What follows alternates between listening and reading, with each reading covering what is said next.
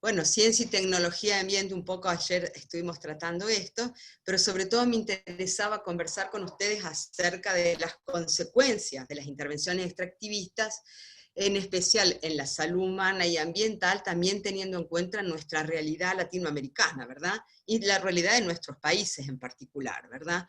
Entonces, los temas fundamentales van a ser el modelo de todos los modelos de desarrollo a los cuales estamos siendo sometidos, en particular el modelo de producción agroindustrial, que incluye organismos genéticamente modificados, agroquímicos, y una serie de cosas que impactan decididamente sobre la vida y la salud. Entonces nos vamos a dedicar en especial a esto. Para empezar y ponernos en tema, o sea, como para ambientarnos, vamos a pasar a esta diapo que la tuvimos ayer también para recordarnos nuestra huella ecológica, es decir, esta realidad de la carga que estamos pidiéndole al planeta y que en promedio de todos los seres humanos, de toda la comunidad planetaria, está siendo al año pasado, este año, 1,7, porque la capacidad que tiene la Tierra de reproducir todo aquello que nosotros le pedimos no alcanza. Bien, estamos pidiéndole más de lo que ella nos puede dar. Bien, y hablando de, repito algo que dijimos ayer, este crecimiento tecnológico, científico que hemos tenido en la humanidad y que por un lado nos ha puesto en condiciones óptimas con respecto a la vida de nuestros antepasados, incluso de nuestros abuelos, de nuestros padres, de las generaciones precedentes, pero que no estuvo acompañado por un crecimiento humano, humano en cuanto a la reflexión en valores, en conciencia. Y justamente esa es la tarea de la bioética. Para eso nació esta disciplina. Es hora de la bioética en cuanto a la posibilidad de reflexionar, de interactuar, de demandar y de poner en crisis y poner sobre todo en cuestionamiento lo que estamos haciendo a nivel de todos nuestros sistemas de producción, crecimiento, desarrollo y lo que querramos. O sea que es nuestra tarea. Habíamos hablado ayer, parece que esto, perdón, al respecto de cómo era nuestra realidad, y hablamos de relacionalidad, de cómo estamos conectados, cómo era nuestro paradigma contemporáneo, hablamos de que somos tierra, y me traje para recordarnos esto, algo que dijo Leonardo Bosch hace poco, acerca de que este virus es una especie de contraataque desde la tierra misma, para que el ser humano deje de maltratar, deforestar, desertificar, contaminar, es como un ultimátum para la tierra. O cambiamos nuestra relación con la tierra, respetando sus límites, esta tierra, esta naturaleza, este planeta que todo nos da, o nos vamos a enfrentar, dice él, a la barbarie. Es decir, a una situación que podría ser dramática para el futuro de la vida, o sea, de nuestra vida, de nuestra especie, que como bien sabemos la Tierra se recupera, tiene otros tiempos, pasarán otros milenios, pero nuestra generación, nuestra civilización está en estado crítico y ha recibido un ultimátum. Volví a nombrar justamente la encíclica porque me parece que es un compendio de una mirada muy extensa y muy comprensiva de todos los aspectos ambientales y su cuestionamiento a los modelos de desarrollo, de producción y de consumo, y a la misma razón tecnocientífica. En esta cita, la globalización de este paradigma tecnocrático, con su falta de relación entre el hombre y la naturaleza, que nos llevó a esta idea de que podemos crecer ilimitadamente. Esta idea que nos entusiasma, que sigamos produciendo y creciendo, pero que involucra una enorme falacia de base, que es que no tenemos recursos ilimitados, no tenemos bienes comunes ni naturales ilimitados, y por otro lado saber que el mercado no garantiza muy poco del desarrollo humano y de la inclusión social y de nuestro desarrollo integral como familia humana. Y con respecto al tan mentado progreso, también lo dijimos ayer, este progreso tecnológico, científico, económico que nos deja este mundo, evidentemente no es un verdadero progreso. Es progreso para algunos, es miseria para otros, es destrucción para otros, es catástrofe ambiental para otros, entonces necesita ser redefinido.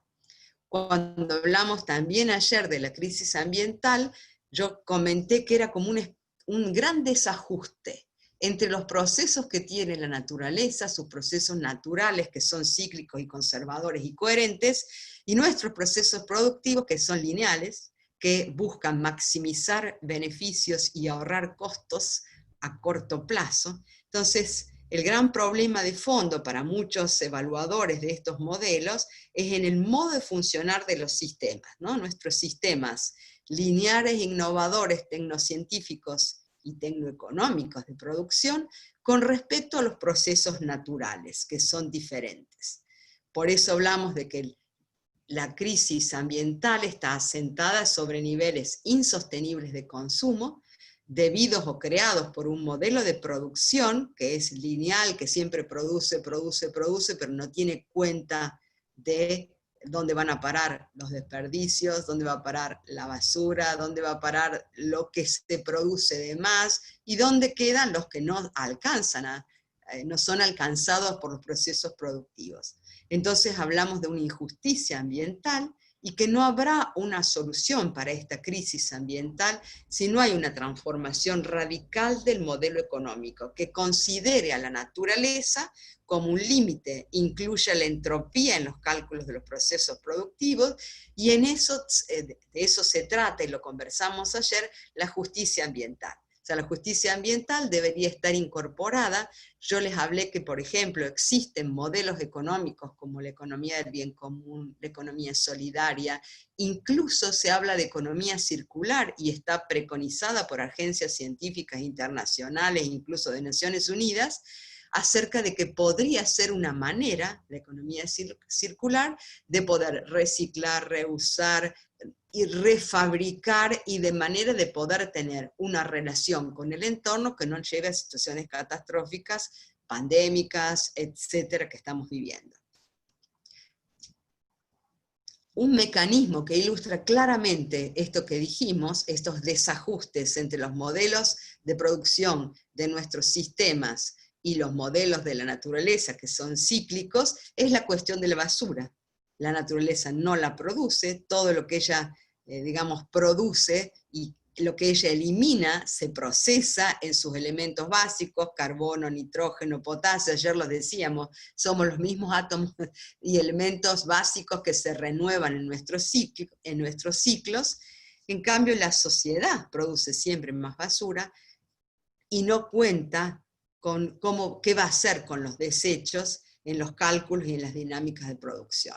Bien, entonces, al hablar de crisis no es solo ambiental, es socioambiental, es energética, es alimentaria y migratoria. Con respecto a la crisis alimentaria, yo me ocupé bastante de eso, creo que se los comenté, y si no se los comento ahora porque estuvimos produciendo con mis colegas cuando trabajamos en el Centro de Bioética de la Universidad, un libro que se llamó Hibris, acerca de la eticidad en los modelos de producción, y yo me ocupé de justamente la influencia de los modelos de producción de alimentos sobre la salud humana. Bien, y justamente de eso vamos a hablar, el modelo de producción agroindustrial en la vida y la salud, y vamos a partir de primero de cómo consideramos a la salud humana y qué relación tiene la salud humana con la ambiental.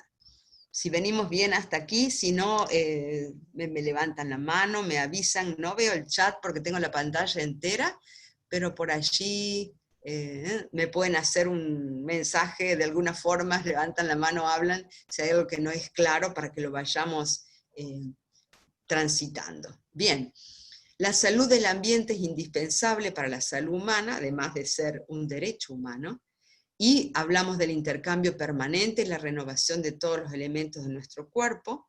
Nuestra salud humana es reflejo de un montón de interacciones complejas entre los sistemas biológicos, de toda nuestra biología, y el sistema ambiental, todo en la totalidad de los sistemas. Por eso cuando hablamos de salud, hay muchas definiciones de salud, pero justamente cuando yo tuve que tratar estos temas y escribir acerca de esto, me encontré con que en nuestros pueblos originarios no existe la palabra salud. Las culturas originarias hablan de vida saludable. Salud, como la Organización Mundial de la Salud lo describe, no está muy encontrable en nuestras producciones, por lo menos latinoamericanas. Y fíjense que encontramos, en cambio, definiciones de vida saludable como armonía entre personas, naturaleza y cosmos, coexistencia armoniosa del ser humano con la naturaleza, consigo mismo y con los otros, en la Declaración de Ginebra de los Pueblos Indígenas del Mundo. El bienestar colectivo incluye a los otros miembros de la comunidad y las demás especies, motivo por lo cual, si tuviéramos que sintetizar qué es vida saludable, es una buena relación. ¿Con quién? Primero con nosotros mismos, después con los demás, y tercero con lo demás, con todo el ambiente. Esta es una buena definición de qué sería una vida saludable y sería sobre todo muy deseable que la pudiéramos vivir como tal, ¿no? Tener en cuenta estas tres espectros de relaciones que hace con nosotros mismos, nuestro propio cuidado, al cuidado de las relaciones con los demás y al cuidado de la relación con el ambiente, desde lo personal a lo colectivo. Bien, a partir de esta mirada sobre la salud, pasemos a pensar cuáles son las consecuencias que la globalización capitalista ha tenido en nuestra América. Podemos hablar de que el modelo ha sido un modelo extractivista y predatorio. ¿Por qué? Extractivista porque extrae recursos que son bienes comunes, y predatorio porque saca sin dejar nada como retroalimentación, ni permitir que la naturaleza se recicle, o sea, sin tener en cuenta los derechos de la naturaleza. Y este modelo está constituido fundamentalmente por los emprendimientos de la megaminería, o sea, la minería extractivista a cielo abierto, que atraviesa toda nuestra cordillera, la gran deforestación, pensemos en todo lo que es la Amazonía, la extracción de combustibles fósiles, que no lo puse aquí, pero es parte del modelo extractivista, y la producción agroindustrial en la que nos vemos, en especial nuestros países, ¿verdad? Paraguay, Argentina, Brasil, menos Chile y Uruguay muy incluidos. Esto significa también acumulación por desposesión de bienes comunes, es decir, extraen bienes que son comunes. El tema de los bienes comunes es un tema que me interesa mucho y que cada vez más se está trabajando, lo vamos a ver después, y bienes comunes que no se trata de bienes de cambio, que se pueden vender, sino son bienes de uso, que son el agua, que son el aire, que son todo lo que la naturaleza nos da, que son bienes comunes y sociales, pertenecen a la naturaleza y se acumulan, se venden, se extraen por megacompañías y corporaciones y desposeen a quienes estaban usándolos, que son las comunidades locales, campesinas y comunitarias en donde viven sobre todo. Esto produce que se neutralicen comunidades y poblaciones. Se habla de la guerra a los pueblos pobres, porque es a los pueblos pobres que viven en estas realidades naturales que son nuestra geografía, nuestra naturaleza, pueblos pobres de Latinoamérica que se ven neutralizados por las explotaciones de tipo megaminería, deforestación, explotaciones de hidrocarburos y explotaciones agroindustriales. Esto produce que exploten o que de a poco se hayan ido generando numerosos conflictos socioambientales, pero que a su vez estos conflictos socioambientales han sido la matriz donde se fuese generando un enorme movimiento que está tratando de reencontrarse con los verdaderos sistemas de producción y tratando de levantar la vara y de poder mostrar que existen otras maneras de relacionarse con la naturaleza, de producir y de generar alimentos, divisas, etc. Por otro lado, como les decía, estos conflictos socioambientales han ido produciendo una cantidad de movilizaciones y de cambios de distinta naturaleza, son conflictos ecoterritoriales donde llamativamente, fíjense que los grandes desplazados de los siglos anteriores, las mujeres y los indígenas, son actualmente los principales protagonistas. Es impresionante el rol de las mujeres campesinas, de las mujeres sea afrodescendientes, sea de los pueblos originarios, en todo lo que es la movilización actual, en cuanto a volver a poner en valor aquello que realmente nos dignifica como pueblos, y dentro de ellos, obviamente, los pueblos originarios.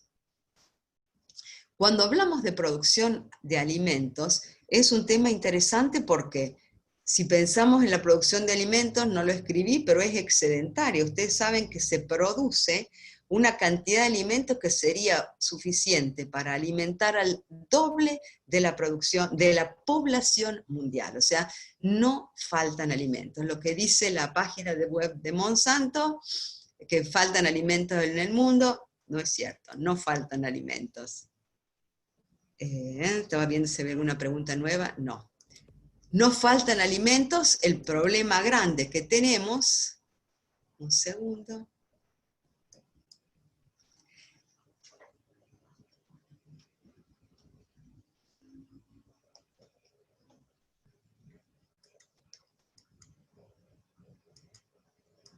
Perdón, quiero volver para atrás y no lo logro, voy a tener que hacer, perdonen que, disculpen. Estábamos hablando de producción de alimentos, yo por hablar de más me fui y me cambié el orden de la presentación. Lo que les comentaba entonces, que lo que se está produciendo, mal llamados alimentos, son commodities, o sea, cosas que se venden, que se cotizan en bolsa, que se venden en gran escala, como son los cereales y las oleaginosas, ¿verdad? Soja, maíz, trigo, algodón, etc. Bien, alimentos, los que consumimos, casi todos están en nuestros pequeños ámbitos periurbanos, en las granjas, en los colectivos y comunidades que producen los alimentos que todos los días recibimos. Pero todo este gran modelo de producción, mal llamado de producción de alimentos, más bien producciones de mercancía y de commodity, ha generado un modelo, una forma extensiva de producción que ha impactado social y culturalmente en nuestras vidas, en la vida de nuestros pueblos, de nuestros países, afectando la sustentabilidad, por cierto, perdón,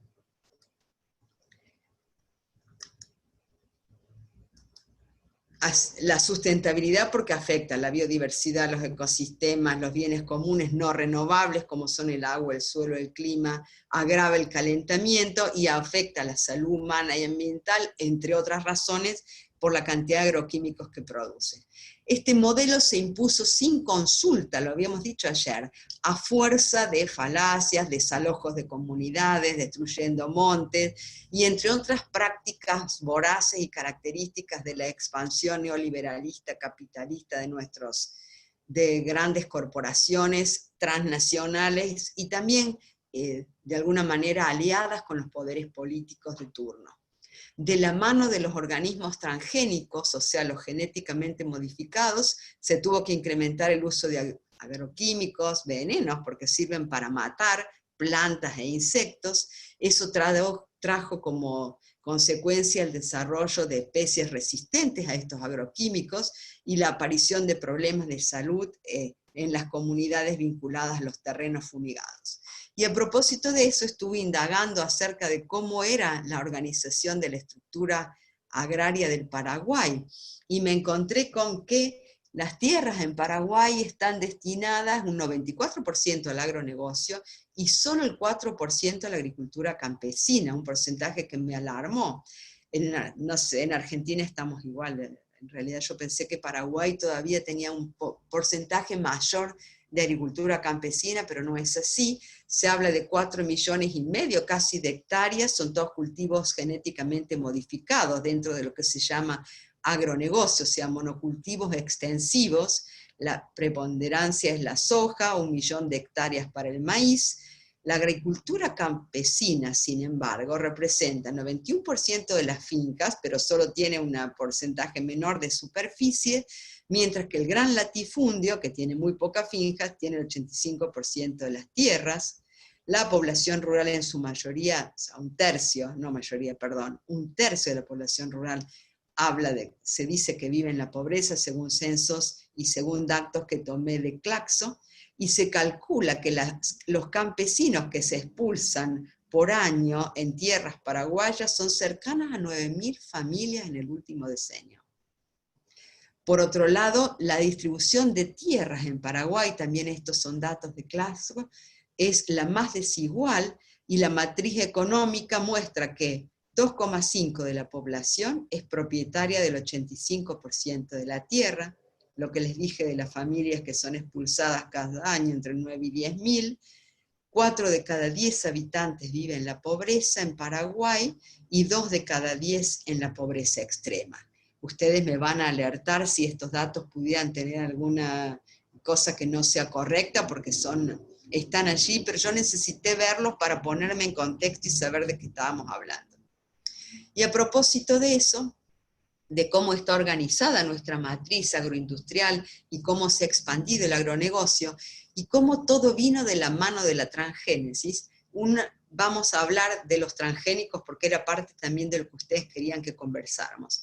Ustedes saben que los transgénicos son organismos cuyo material genético fue modificado o alterado de manera artificial.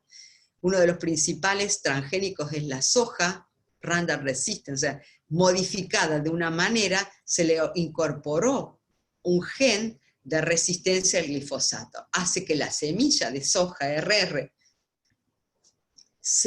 es una semilla a la cual la planta se le puede aplicar el glifosato, mata todo lo demás y no mata la planta. ¿Bien? Fue desarrollada por Monsanto, que es la compañía que también desarrolló el glifosato y que posee, hasta que se liberó la patente del glifosato, y eso hizo que se introdujera lo que se llama el paquete tecnológico del monocultivo. Siembra directa, o sea, ya no se ara más la tierra, sino que se siembra directamente sobre lo que quedó de la cosecha anterior, la utilización de gran cantidad de maquinaria, que consume también combustibles fósiles, el paquete tecnológico en el cual están incluidos los fertilizantes, las fumigaciones masivas, que cambió radicalmente la manera de cultivar, de producir, y al mismo tiempo otros países, y también la matriz social.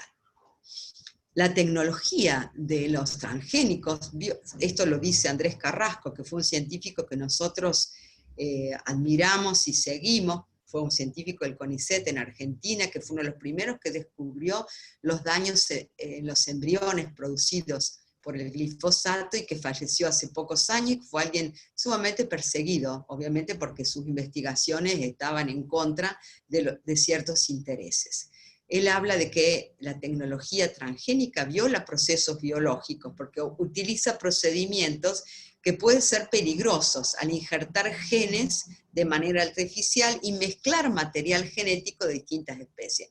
A las semillas de soja se le incluye material genético de una bacteria para poder cambiar su estructura genética. O sea que no solo altera el genoma modificado, sino que la hace inestable en el tiempo y produce disrupciones o alteraciones genéticas en el huésped, en la misma semilla, que no se sabe cómo van a afectar directa o indirectamente a todo el genoma, y también la regulación del equilibrio ecosistémico. Fíjense, por ejemplo, que sabemos que el daño a nivel que los agroquímicos producen en especies animales como los insectos está ya demostrado. La mortandad enorme de abejas debido a agroquímicos en muchos países del mundo, sobre todo en Europa, ha hecho que se suspendiera la aplicación de ciertos agroquímicos, porque ¿qué le pasaba a las abejitas? Le produce ir a polinizar este tipo de plantas, hacía que se le produzcan ciertos trastornos en su sistema neurológico, por los cuales perdían la orientación. Una abeja que no vuelve a la colmena se muere. Entonces, enorme mortandad de abejas. ¿Y qué hacen las abejas? Son los principales polinizadores de la naturaleza. Einstein decía que sin abejas y sin insectos como humanidad no vamos a sobrevivir más que días. ¿Bien? Entonces, se sabe que este tipo de organismos producen alteraciones inesperadas, ¿bien? Porque son también efectos a largo plazo, efectos en otras especies, pobres abejitas, pero fíjense qué valiosas que son. Entonces, todo este tipo de cuestiones hace que los transgénicos que seguimos teniendo en hectáreas y hectáreas y hectáreas en nuestros campos, producen cambios a largo plazo, a mediano plazo, inciertos. Y así como ha producido mortandad de abejas, producen también cambios en otras especies y alteran otro tipo de estructuras de las cuales ni siquiera conocemos totalmente sus impactos. ¿Cuál es la historia de los transgénicos en Paraguay? Me estuve informando a través de una publicación que les compartí porque vale la pena leerla, en parte o totalmente, y que se llama El Atlas del Agronegocio en nuestro continente, que ha sido publicado recientemente, lo tienen ustedes, yo se los compartí porque está libre en internet, y en uno de sus capítulos habla de la historia de la soja, de los transgénicos en Paraguay. Se aprobó en el periodo 2004-2012 la soja Roundup Resistant RR de Monsanto en Paraguay. En el 2012 hubo una aprobación de 19 productos transgénicos, de los cuales 14 eran maíces, que fue muy resistido debido a que en Paraguay tienen una gran cantidad de maíces tradicionales, como también en todas las poblaciones andinas, y la introducción de especies genéticamente modificadas hace que se contaminen las especies autóctonas, y eso crea digamos, una alteración de la biodiversidad terrible, porque se pueden perder especies nativas para siempre. Y en el 2019, el año pasado, se aprobaron 13 semillas transgénicas más, variedades de soja, maíz, algodón, pertenecientes a grandes transnacionales, y bueno, fue como el gran paquete, el más grande de los paquetes aprobados. Por otro lado, también se dice que no existe un acceso público a la información sobre los ensayos de campo de los eventos transgénicos, ni los criterios por los cuales la CONBIO, la comisión que se ocupa de todas estas aprobaciones, digamos, qué fundamentos técnicos utilizaron para la liberación comercial de las semillas. Esa es la información que yo tengo, probablemente para ustedes puede haber otras y sería interesante que después la compartamos. Bien, me volví a pasar de largo, disculpen. Voy a la anterior.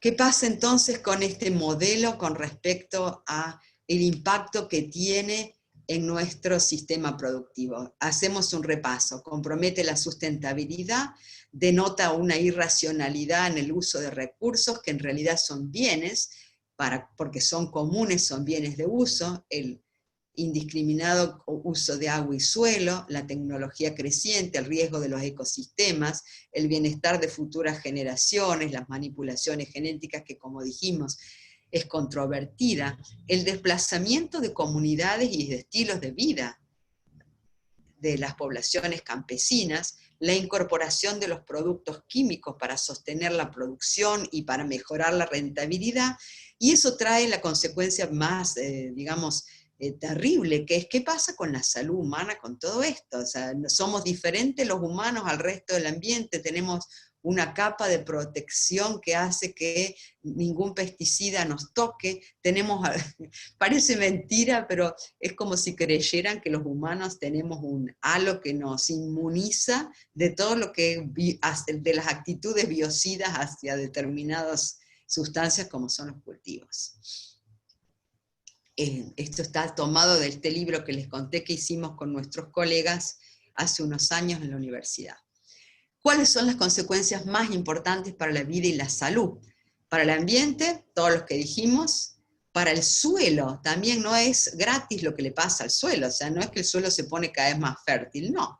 Se agota, se erosiona, empieza a haber mayor resistencia de maleza, disminución de la tasa de productividad y necesidad, esto al contrario de lo que se creía, digamos, mayor cambios en las semillas y vas a necesitar menos fertilizante y pesticida. Y en cambio lo que estamos viendo es al revés, se necesitan cada vez más fertilizantes porque la naturaleza se hace resistente, entonces hay que ponerle más cantidad de pesticidas, más variedad, más fertilizantes. Y en la salud humana, lo vamos a ver, el impacto que desde la comunidad científica internacional se viene alertando en muchísimos aspectos a nivel de la vida y de la salud. ¿Cuáles son las principales alertas de la comunidad internacional científica y de las agencias internacionales a nivel de la salud? A nivel de la salud reproductiva, bajo peso al nacer, retardo de crecimiento, prematurez, malformaciones, defectos del tubo neural, defectos oculares y faciales. Se está alertando de esto desde hace aproximadamente 15 años. Trastornos del neurodesarrollo, o sea, no solamente las malformaciones del tubo neural, sino también alteraciones neurocognitivas, las conversamos ayer. Trastornos respiratorios y asma, que eran estos los más comunes, trastornos endocrinos, hematológicos, aumento de la prevalencia de linfomas, como el linfoma non-Hodgkin, que está una de las principales cuestiones demostradas como efectos de los pesticidas y de algunos pesticidas en particular, incremento de la prevalencia de enfermedades de trastornos neuromotores como el Parkinson, que también ha sido demostrado científicamente por investigadores reconocidos. Los principales potencialmente cancerígenos, porque así lo determinó la agencia que se ocupa de eso, de la Organización Mundial de la Salud, la GRIARC, en el 2005, para el glifosato y el 2,4-D. Fíjense que todo esto, ¿cómo surge?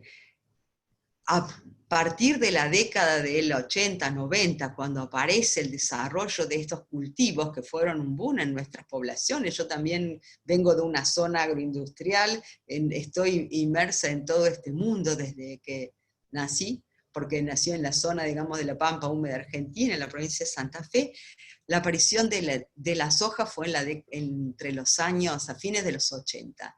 Y en la década del 90, sobre todo en la década del 90, 2000, alrededor del 2000, entre el 2000 y el 2010, o sea, las dos últimas décadas, sobre todo, los pueblos fumigados empezaron a ver, sobre todo los médicos de los pueblos fumigados, empezaron a advertir que la salud de la gente estaba cambiando, que empezaron a ver más trastornos reproductivos, más abortos que antes, más nacimientos con malformaciones congénitas, más casos de cáncer, y bueno, esto empezó a alarmar, o sea, la primera alarma viene de nosotros, la población médica, ¿bien? A los médicos de los pueblos, donde, bueno, costaba creer que esto pasara cuando todo este boom de los transgénicos, del nuevo modelo, de los agroquímicos, de los nuevos fertilizantes, estaba generando mucha riqueza, porque la soja empezaba a valer cada vez más. Entonces, los pueblos que pasaron de una vida difícil, del campesinado, del frío, la inclemencia, la que se iba a ir bien con la cosecha, a ver que sus réditos se incrementaron, y de pronto, quienes nos fuimos de los pueblos en una década donde la vida campesina era dura, volvemos a los pueblos en la década del 2000, del 2010, y nos encontramos con que la gente empezó a vivir sumamente bien, porque el rédito agrícola era muy grande, pero las alertas de la población, de los médicos de estos pueblos, son cada vez mayores, y fíjense desde cuánto hace que estamos alertando acerca de los daños en la salud. Algunos de los estudios emblemáticos desde el punto de vista epidemiológico, los estudios canadienses, que fueron los primeros, los del grupo de la doctora Sambor y los médicos de la medicina familiar, viendo las alteraciones cromosómicas de poblaciones expuestas a pesticidas con población general, la diferencia en tasas, la diferencia de malformaciones cada 10.000 nacidos vivos. Fíjense que esta es son estadísticas de un hospital, el Hospital Perrando del Chaco, que está muy cerca de Paraguay, o sea, está en nuestro límite norte. Desde el año 97 al 2008, un crecimiento exponencial. Y miren esto, el mismo gráfico, ¿qué pasó del 97 al 2008? ¿Qué pasó en este decenio, donde las malformaciones por 10.000 nacidos vivos estaban alrededor de 10 y que pasaron a 80, 90? ¿Qué cambió en esa zona? La gran cantidad de superficie del bosque chaqueño, donde no había nada más que bosque, pasó a desmontarse y a sembrarse cantidades de hectáreas con soja. La diferencia en gráficos es la misma, siempre me gusta mostrarlo porque es muy ilustrativo de qué cambió en esas poblaciones, qué cambió en la salud de la gente. Andrés Carrasco, que también en el año 2010 empezó a alertar sobre esto, una de sus publicaciones, él pudo demostrar que embriones que estuvieron de un cierto tipo de anfibios, que son vertebrados y comparten con nosotros muchas características biológicas, que eran expuestas no a grandes cantidades, sino a trazas de glifosato, las mismas que se encontraban en los cursos de agua de los lugares donde habían sido fumigados, pudo evaluar que estos embriones estaban sufriendo alteraciones muy serias, en su desarrollo. Bien, el grupo control, aquí ven el embrión del anfibio cómo está bien, y qué le pasa al grupo tratado. Este es el desarrollo del tubo neural. Fíjense cómo falta el tubo neural allí. Fíjense el grupo control, ojitos, tubo neural, y el tratado con glifosato, falta el desarrollo de uno de los ojos, falta el desarrollo neural. ¿Qué es lo que él pensó? Que había una interferencia con los mecanismos normales de regulación del desarrollo embrionario. Empezó a ver que por allí venía la alteración que se producía por efectos de estos agroquímicos, que iban desencadenando la muerte celular en territorios específicos, sobre todo los territorios del neurodesarrollo, el tubo neural, que es uno de los más sensibles a todas las agresiones externas. Eso fue uno de los estudios que fue publicado en una revista internacional. Otros estudios más recientes, esto fue publicado en mayo del año pasado, un metaanálisis en niños que tenían leucemia, cuyas madres habían tenido, exposición ocupacional a pesticidas. Miren, la tasa de aparición de leucemias era de unos ratios de 2 puntos, prácticamente 2,5. Bien, o sea, exposición a pesticidas de las madres y aparición de distintos tipos de leucemias en los hijos en la primera infancia. Datos tomados de uno de nuestros principales investigadores y el que creó la red de médicos de pueblos fumigados, el doctor Medardo Ávila Vázquez, que es de Córdoba, y que acaba de ser desvinculado de su lugar de trabajo por defender un chiquito de uno de los pueblos fumigados que había llegado a su lugar de trabajo. Él puso a conocimiento de la Sociedad Argentina de Pediatría un artículo que él mismo publicó con otros colaboradores, mostrando los cambios en la salud reproductiva que se producía en poblaciones de una zona de la provincia de Córdoba, de gente expuesta a glifosato. También de su autoría, un trabajo que también fue publicado en una revista internacional, fíjense, Journal International de Clinical Medicine del año 2017, donde mostró las alteraciones, la aparición de cáncer, que la tasa de cáncer superaba ampliamente a la prevalencia media de cáncer en la Argentina, en poblaciones de un área de Córdoba, que era de la zona del sur de Córdoba, la población de Monte Maíz, expuestas a glifosato. Tal es así que si la tasa por 100.000 habitantes de Argentina es de alrededor de 200, en estos lugares era entre 400 o más. Bien, se ampliamente duplicaba la prevalencia, la presencia de cánceres en la población y sobre todo la aparición de cánceres en personas más jóvenes que lo habitual. Miren esto, encontré este estudio que también lo publica, presentado por el mismo médico en este Congreso de Pediatría del año pasado, del 2018, perdón, un estudio hecho en Paraguay, probablemente Marta conozcas algo, por la Cátedra de Pediatría de la doctora Leite Benítez, malformaciones congénitas asociadas a agrotóxicos, un estudio prospectivo de casos y controles en un año, neonatos con malformaciones congénitas. Vivir cerca de campos fumigados daba una ratio de 2,46 más de posibilidades de tener malformaciones. Y si la vivienda está ubicada a menos de 1 kilómetro, la tasa es similar con respecto a la posibilidad. Y fíjense, en el caso de que se almacenaran plaguicidas en el hogar o en la zona, la relación aumentaba a 15,3.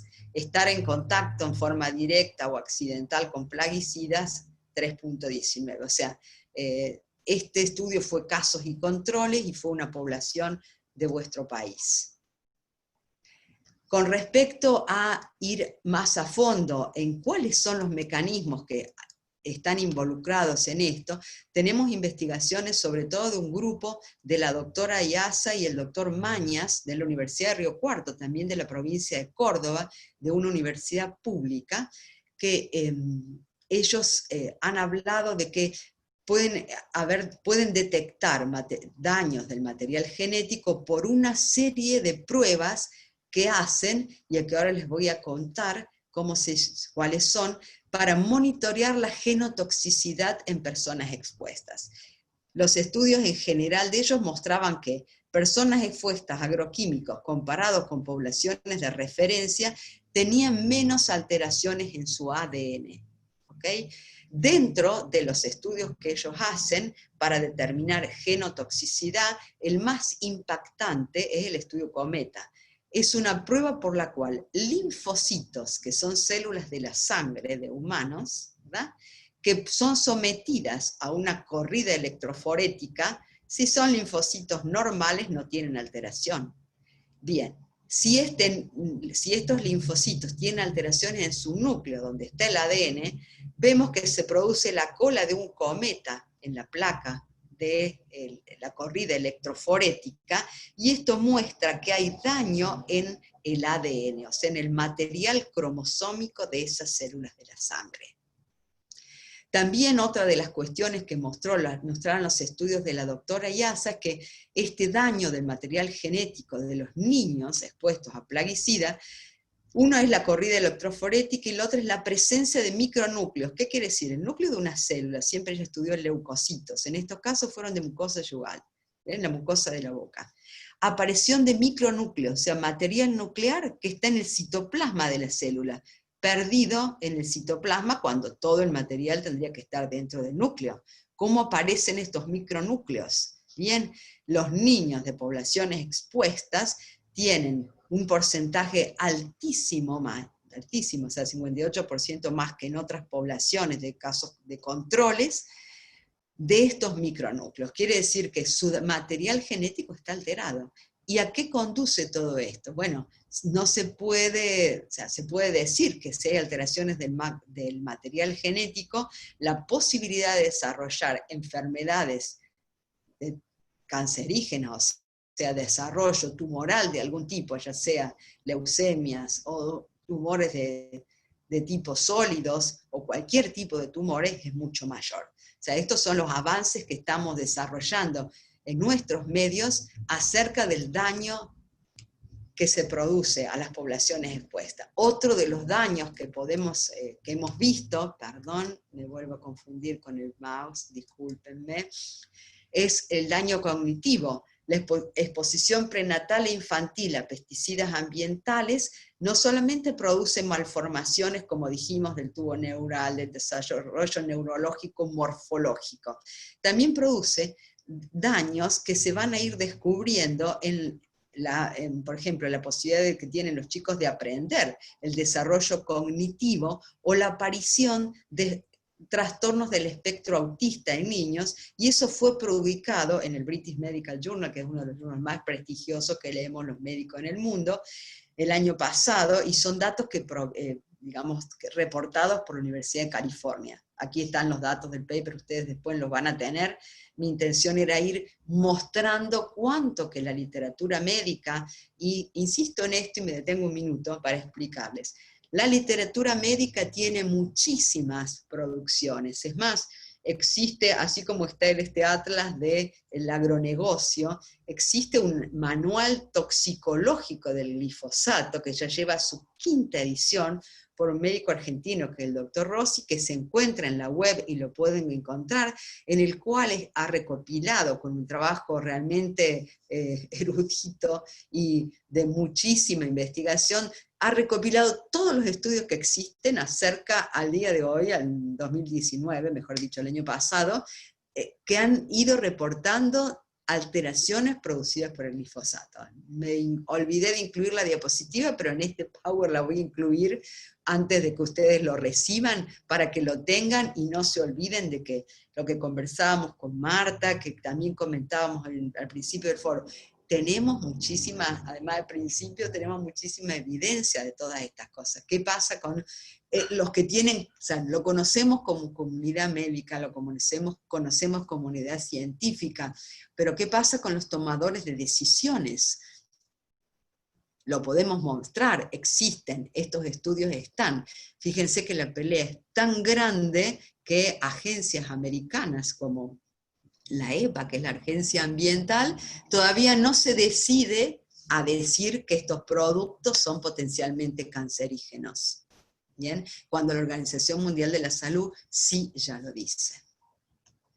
Otros estudios epidemiológicos a propósito, lo traje a colación porque están hechos en 2 provincias, y porque es interesante, muy interesante lo que se dice acá.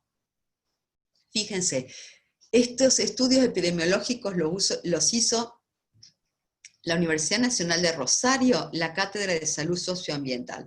Yo me recibí médico en la Universidad Nacional de Rosario. Cuando yo me recibí médico, tengo pelo blanco, pero no soy tan grande, es decir, soy de la década estudié en los 80, en la década del 80 no existía la bioética ni ninguna de estas cosas en mi formación, ahora por suerte sí la tienen, pero existe una cátedra de salud socioambiental en la Universidad Nacional de Rosario que, como último año de la carrera, lleva a sus alumnos, que son los alumnos del último año de la universidad de la Facultad de Medicina, a hacer campamentos sociosanitarios. Bien, en estos campamentos hacen relevamiento epidemiológico, y de los datos que se han podido ver en estos relevamientos, en 22 localidades de la provincia de Santa Fe, donde yo nací, donde yo estudié, la incidencia promedio de cáncer era cercana a 368 cada 100.000 habitantes. Localidades como María Susana, a 20 kilómetros de donde yo nací,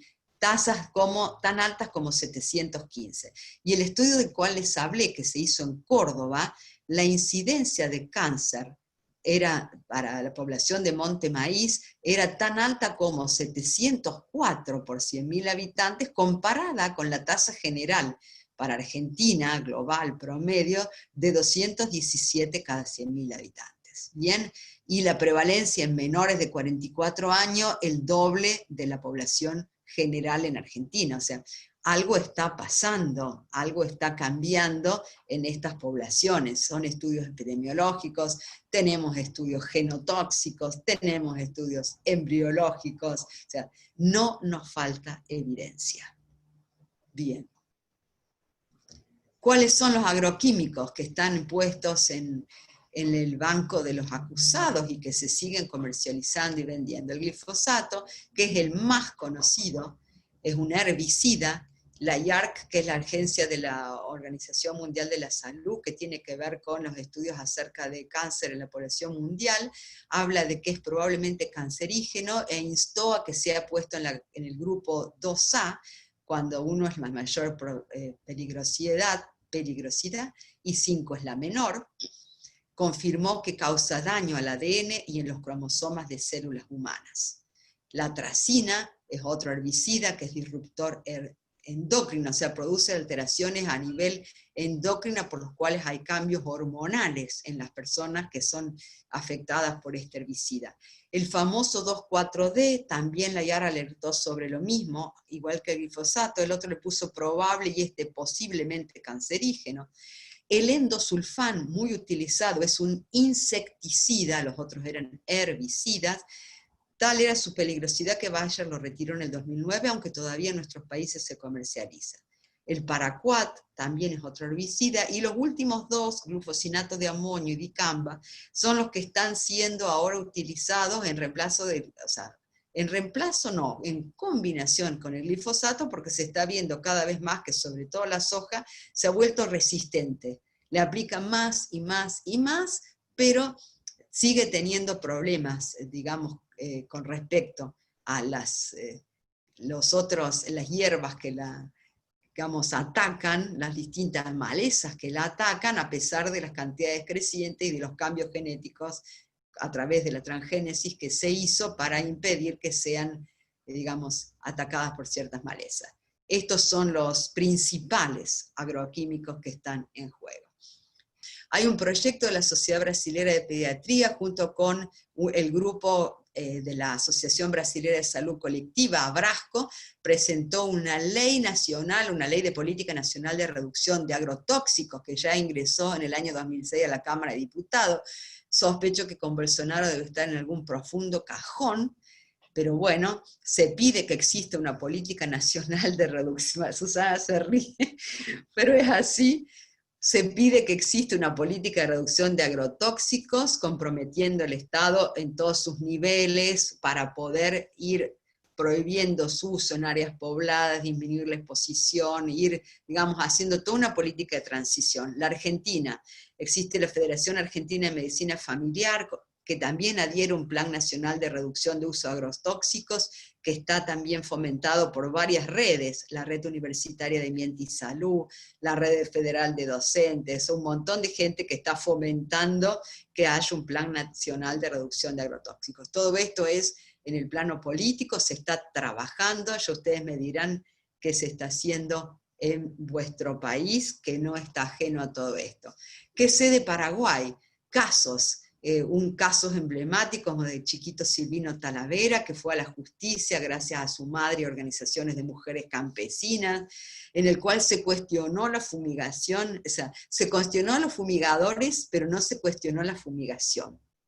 También supe que, bueno, Paraguay también como todos nuestros países ha sido víctima de desalojos irregulares, luchas campesinas, históricas masacres, informes donde hay desaparecidos campesinos y luchas entre grupos que intentan tomar posesión de tierras de manera imprudente o fraudulenta, ¿verdad?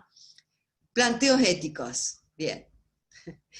Dado que todo lo que hacemos afecta a otras personas, el mayor poder de la tecnología afecta a muchas más personas que antes, el significado ético de nuestras acciones alcanza una dimensión sin precedentes. Esta frase de Bauman a mí me encanta, porque realmente me encanta y se me la leería todas las mañanas para decirnos que el significado ético de cualquier cosa que hagamos no es mínimo, alcanza cada vez más mayores dimensiones.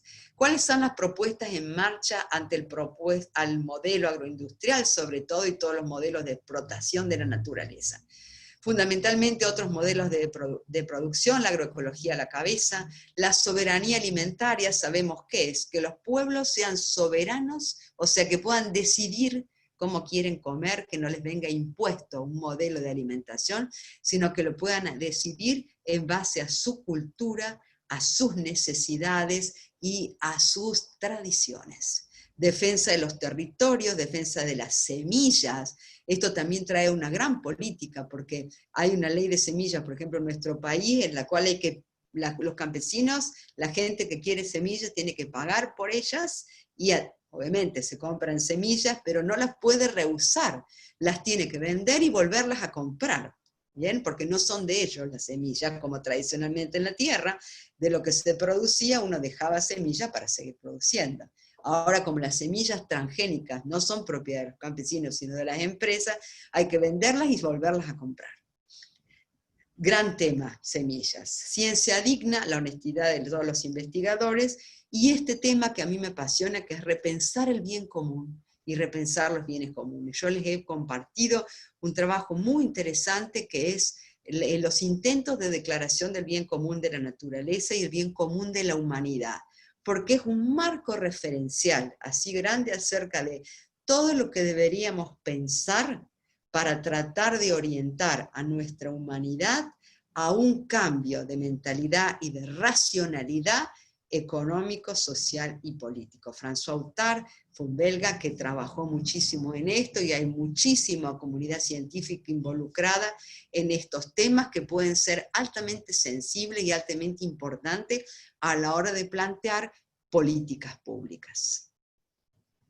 La agroecología, ¿saben qué es?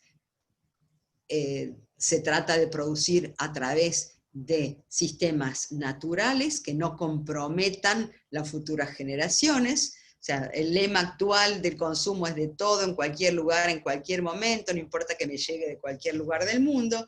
El ecologismo propone lo propio, lo del lugar, menores distancias, cantidades adecuadas, la época, o sea, acercarse a la naturaleza, o sea, promover la agricultura con métodos tradicionales, naturales, y yo les dije ayer, y lo repito, se puede producir, se puede generar productos agrícolas de todo tipo utilizando recursos de la propia tierra. Y los modelos campesinos, desde la milza mexicana hasta los modelos de nuestros campesinos paraguayos y argentinos, saben cómo producir, y además la agroecología es una ciencia que se ha hiperdesarrollado y que muestra todo tipo de opciones y posibilidades. El mejor estudio que se hizo de agricultura en la historia de la humanidad, que fue el estudio IASTAT, que lo promovió también Naciones Unidas, habla de que se necesita una profunda y radical reforma de las políticas agrícolas y fortalecer el enfoque agroecológico, porque es el único que puede incrementar la productividad de una manera sostenible y sustentable. La misma FAO, a través de algunas personalidades como Graciano da Silva, un icónico director general hasta el 2018 de la, me parece que no, estuvo antes, de la FAO, él habla de que tenemos que promover sistemas alimentarios sostenibles, alimentos saludables y nutritivos que preserven el medio ambiente, y la agroecología puede ofrecer aportes en ese aspecto, desde las organizaciones, todas nuestras organizaciones ambientalistas y campesinas. Aquí hay una serie de cuestiones que me gustó mucho, porque de democratizar políticas, derechos, limitar agrotóxicos, producir alimentos saludables, reforma agraria, fomento de agroecología en base campesina, defender nuestras semillas, políticas públicas que fomenten la agricultura campesina, familiar e indígena, fomento del arraigo rural, o sea, no incentivar a que la gente huya a la ciudad para terminar en la periferia rodeada y viviendo de la basura, fomentar con créditos agrícolas al sector campesinado, asociación efectiva y aplicación de las consultas, porque todos estos modelos no fueron impuestos. Los teníamos acá y tuvimos que empezar a decir, a ver, ¿qué pasa con esto? No hemos sido consultados como pueblos, como naciones, acerca de lo que queremos, y ahora tenemos que hacer de todo para defendernos y para ver de qué manera instauramos un proceso de transición, es la gran palabra de este momento, la transición.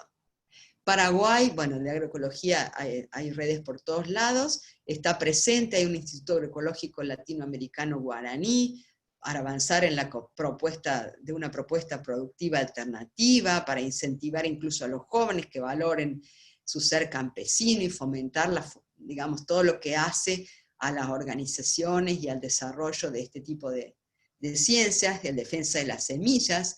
Miren, existen movimientos mundiales latinoamericanos de semillas libres, las mujeres rurales, la CONAMURI ha creado incluso en Paraguay, esto es Paraguay, que ha creado la Casa de la Semilla para conocer acerca de la producción con enfoque ecológico, conservación, procesos de resistencia.